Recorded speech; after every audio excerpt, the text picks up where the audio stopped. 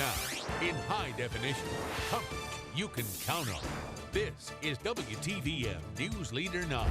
We are tracking some strong storms down to our south this afternoon. We'll have the latest on where they're heading coming up. Plus, a Valley man is behind bars tonight, charged with raping his neighbor. We'll tell you what the victim says happened. And after more than a year of construction, we sit down with the city planning coordinator to discuss the progress on improvements being made to the Brown Avenue Bridge in Columbus. Good evening. Thanks so much for joining us tonight for News Leader 9 at 6. I'm Barbara Goche. Jason has the night off. Topping our news tonight, we're just getting word that Atlanta police have information that a father who left his toddler in a hot SUV for hours knew his son was in the car. That is according to reports by the Atlanta Journal-Constitution. 33-year-old Justin Ross Harris is charged with felony murder and child endangerment after his son died after spending more than 7 hours inside that hot SUV. Meanwhile, the funeral for the toddler will be at 1 o'clock on Saturday afternoon at the University Church of Christ in Tuscaloosa, Alabama. We're going to continue to follow the story and bring you the latest details tonight at 11. Closer to home this evening, for 65 years, the Brown Avenue Bridge was a community staple, serving as a major connector from Midtown to South Columbus. But a few years ago, the Georgia Department of Transportation deemed the overpass unsafe. It's now been more than a year since construction began to improve its safety. News 9's Brittany Dion joins us now with an update on what you can expect once the project is complete. Brittany? Well, Barbara, it just was not going to last much longer, is what city officials have to say about the Brown Avenue Bridge. They say the project is on schedule and will be well worth the wait. Dirt, stones, and more dirt still litter the Brown Avenue Bridge a year and a half into a major project to improve its safety began. It was on borrowed time. It just wasn't going to last much longer. Construction on the 65-year-old bridge began last year on March 15th. City Planning Department Coordinator Felton Grant says the project is on schedule. They're about 60% complete. Last May, the project was put on hold due to birds found nesting under the overpass. Officials said the birds would not affect the completion date. The weather probably bothered them more than the birds did. We're still on schedule, still planning to be finished by May of next year, 2015. Previous weight restrictions hindered anything other than pedestrians and cars to use the bridge. Grant says the new $8.4 million bridge will be able to support more weight, allowing any type of transportation to cross over. A two-lane bridge, but a wider bridge with the sidewalks. Each year, a statewide test is done on all the bridges in our area. They give a detailed report on what improvements need to be made to keep the bridges up to code. Brown Avenue was the most efficient, according to Grant. Now, again, the Brown Avenue Bridge project is expected to be complete by May of next year. There are other bridges in our area that are on schedule to get a facelift. Head to our website at WTVM.com for those details after this newscast. In the WTVM studios, I'm Brittany Dion.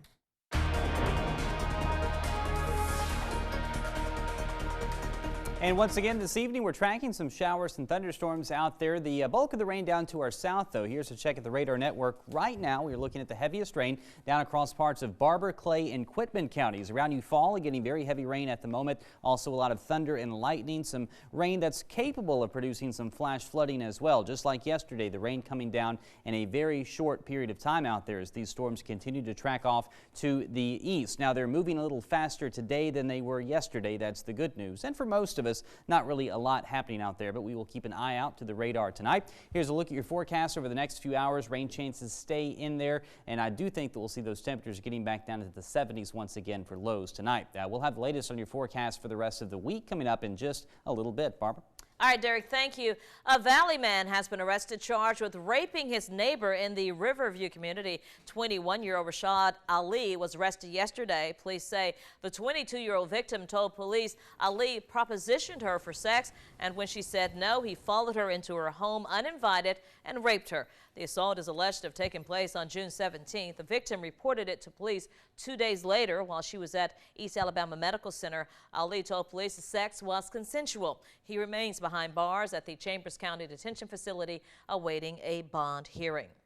Well, in the case of leaky roofs, who's responsible when it comes to a condominium and an association? Newsletter 9's Rosalind Giles is digging deeper tonight to get some answers. The investigation comes on the heels of a complaint from a homeowner.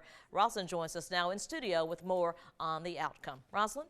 Well, Barbara, the table turns when it comes to repairs on a condominium versus rental property. We found out why an association is refusing to fix the ceiling inside Christine Bauer's upstairs bedroom. The damage started from a leak in the roof of her Hidden Lake condo off Macon Road. But because the leak was outside or externally, the association says it's responsible for fixing the leak and did so. But when it comes to the ceiling itself, the homeowner must cover all problems inside the home. Christine Bauer owns the condo. She's a double amputee and didn't want to speak on camera, but her sister Estelle Bauer spoke on her behalf. Every time it rains, we get more and more saturation. So we've done everything we could. We've written letters, we've had meetings without any resolution at all. With Christine's permission, president of the association shared the email correspondence between him and the owner. He states, quote, "In the case of roofs leaking, Hidden Lake repairs the roof, and as a courtesy, we have the maintenance staff paint over the water stain with kilts." Now, of course, the association directed Christine, of course, to her insurance company as well. The insurance company, we were told, said they would cover the damage with a $500 deductible. Also, the association tells us Hidden Lake has an insurance policy for the condominiums. The policy has a $10,000 deductible. Now, all homeowners are told to carry an addendum to their homeowner policy to cover that first $10,000 for repairs. Back to you. All right, good information there, Rosalind. Thank you. Well, happening right now, Columbus City Council is meeting, and tonight they're discussing something called an overlay, which changes the rules for real estate in the Midland area. Here's a live look inside tonight's meeting. The new plan will control the way buildings along Manchester Expressway look for passing drivers. The proposed area goes from J.R. Allen to the Harris County line. Those who are for the overlay want to beautify the area near the road and eliminate billboards. Some property owners say, though, the changes are too expensive. We're going to have more from this meeting coming up tonight on News Leader 9 at 11. Well, as summer gets underway, blood donations tend to get left behind, causing dangerously low blood supplies. In an effort to help save lives, WTVM is teaming up with the American Red Cross to sponsor a blood drive tomorrow. Tomorrow's drive will be from noon until 7 p.m. at the Red Cross Donor Center on Veterans Parkway. Now, only around 5% of Americans donate regularly, so if you're a frequent donor or have never donated before, now is the time that your blood donations is needed the most. Well, coming up here on the News at 6, uniformed Americans head to Iraq as militant fighters take over key areas of the country. We'll have the latest details on the violence in Iraq.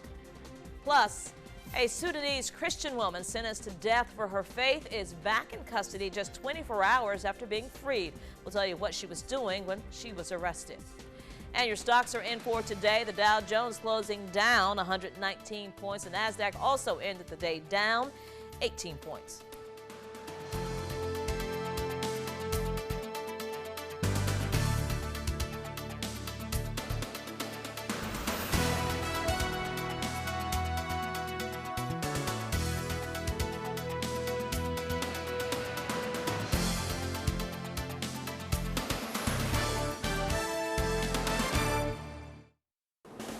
You're watching News Leader 9 with Barbara Gauthier, Jason Dennis, meteorologist Derek Kincaid, and Dave Platt with sports. Welcome back. The first of around 300 uniformed Americans are heading into work with the Iraqi military today. This comes as Secretary of State John Kerry wrapped up a visit to the region. ABC's Karen Travers has more on the crisis in Iraq. The first wave of U.S. Special Forces are now in place in Iraq. These teams will assess the cohesiveness and readiness of Iraqi security forces, higher headquarters in Baghdad, and examine the most effective and efficient way to introduce follow-on advisors. But Secretary of State John Kerry said today that their mission is not to stop the momentum of the ISIS extremists. America is going to help Iraqis keep them at bay. Today, Kerry wrapped up 2 days of meetings with political leaders in Iraq. It's in civil strife. I don't think it's in civil war. It could get there, clearly. He told ABC News' Alex Marquardt that the ISIS extremists don't yet have the ability to strike the U.S. I don't want to create something out of ISIS that is not yet. Is it a serious threat? Yes, it is. Do we take it seriously? Yes, we do. The Obama administration's pushing Iraqi leaders to set aside political differences and form a new unity government. But Kerry once again said it's up to the Iraqis to decide who will lead their country. Kurdish President Masoud Barzani is a fierce critic of Iraqi Prime Minister Nouri al-Maliki. Barzani suggested the Kurds may form their own independent state. We are facing a new reality and a new Iraq. A new ABC News Washington Post poll found that Americans are evenly split when it comes to airstrikes in Iraq, which President Obama's left as an option. 2/3 of Americans are opposed to sending ground troops to fight the ISIS extremists, something President Obama ruled out last week. But when it comes to how President Obama is handling the crisis in Iraq, a majority of Americans, 52%, disapprove. Karen Travers, ABC News, Washington. And in Sudan, a Christian woman who has been fighting a death sentence for refusing to renounce her faith is back in government custody today. All new at 6 tonight. Miriam Ibrahim was freed yesterday after worldwide outrage. But now, according to her lawyer, she and her husband and 2 children have been detained at the airport in Khartoum while trying to leave the country. It's not clear why they are being held. Turning now to our weather, a few showers here and there on the radar, but around here looking pretty clear. Right, Derek? Yeah, Barbara, not too bad. Not as great of a coverage of storms today as we had out there yesterday. In fact, we're able to make it to 88 degrees this afternoon. No measurable rain out at the Columbus Airport today, but we will talk more about rain chances and more summer-like weather for us coming up in your 7-day planner right after the break. Weather coverage you can count on from Storm Team 9 and the area's only live Doppler 9.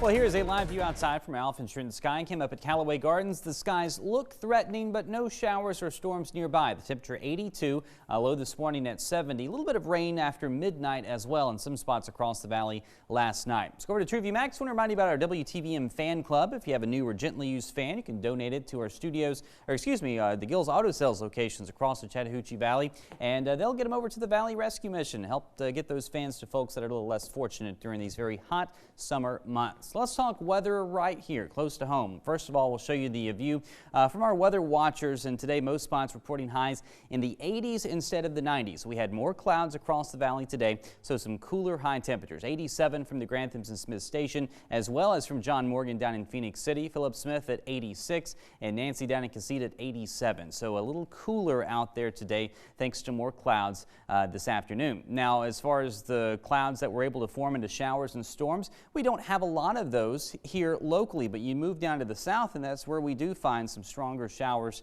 and stronger thunderstorms. Let's take you down to Barber County. This is an area that's been wet through the last couple of hours. Pretty good storm right now moving through that area. Let's take you up to the city of Eufaula, really just north of Eufaula here along Highway 431. Very heavy rain, a few bolts of lightning here and there, a few rumbles of thunder, and this rain might cause some localized street flooding like we had yesterday in Columbus. We could see the same story down there, but these storms today moving a little bit faster than what they were yesterday, so that's good news. And those showers do extend across the river into Georgia. Parts of Clay, Quitman, and Randolph counties all seeing some showers and thunderstorms as well. Nothing severe, that's the good news, but we'll keep an eye on any of these storms out there tonight. They are moving mainly from west to east, so our southern counties stand a better chance of getting wet here over the next few hours. But we have seen the rain develop back to our west. Parts of Barber, Russell, even Macon counties seen some light showers starting to move in. So we'll keep an eye on that trend if any of those showers can head off to the north. Temperatures, as we talked about, mostly in the 80s, 81 in Americus, 86 in Columbus, down to 73 in Eufaula, where they've dealt with the showers through most of the afternoon. And we'll keep the rain chances about the same Wednesday, Thursday, and Friday. No major changes. Hit and miss, showers and storms. Some of you stay dry. Others see some pretty heavy rain and some storms. But by the weekend, we will start to warm things back up and dry things back out. You can follow us on Instagram, too, for weather updates, WTVM_. underscore weather, the place to go there. So weather for tonight, 71. Skies stay mostly cloudy for us. Our high tomorrow at 91. That is dependent upon when those showers and storms do pop up. We'll have that chance with us in the afternoon and evening. 69 for Auburn and Opelika tonight, and a high tomorrow afternoon at 88 degrees over in Lee County. Over the next 7 days, we will look ahead to the warmer weather for the weekend. As the rain chances start to thin out, those temperatures can warm back up when you have less clouds and less rain around. We'll see mid-90s back by Saturday, Sunday, Monday, and Tuesday. Barbara? All right, less rain for the weekend, always a good thing. Yeah, absolutely. Nice to get it during the week, have maybe some dry weather for the weekend activities. All right, we like it. All right, thanks, Derek. All right. Well, coming up, it's a day for picking colleges as the highly recruited prep offensive lineman commits. Dave has all the details. And there's that other kind of football as Team USA gets ready for their big World Cup showdown with Germany. And LeBron James makes a big decision. Find out what it is and what it means for the NBA offseason next in sports.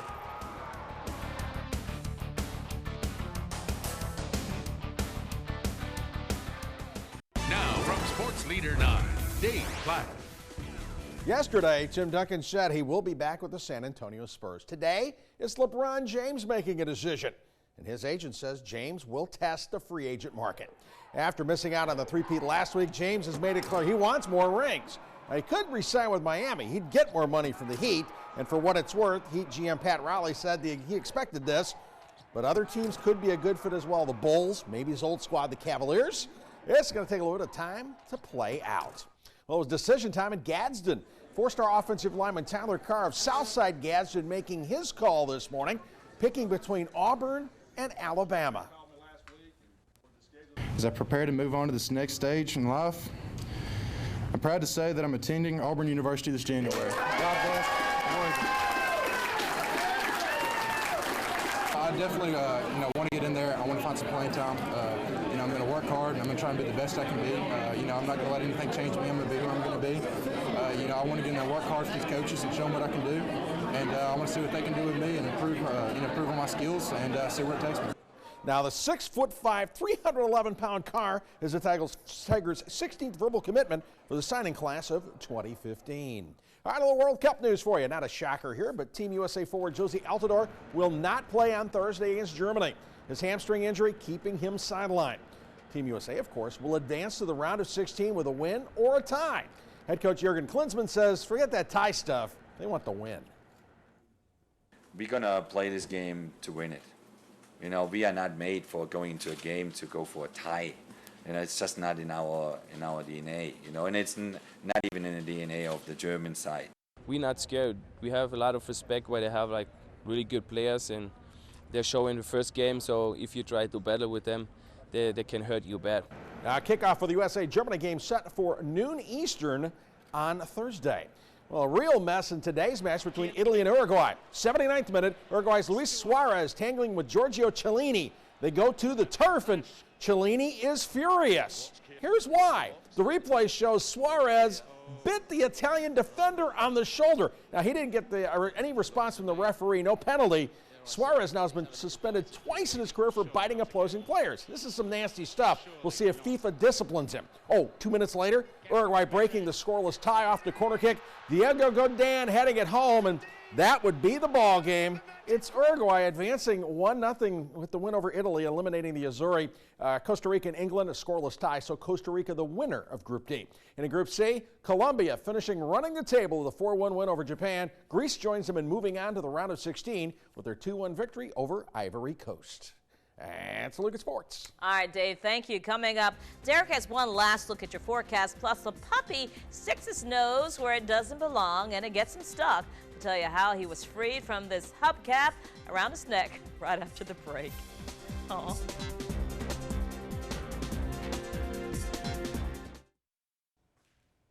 Well, a curious canine found himself in a tight spot this week. Literally, as you can see, this California puppy got his head stuck in a hubcap.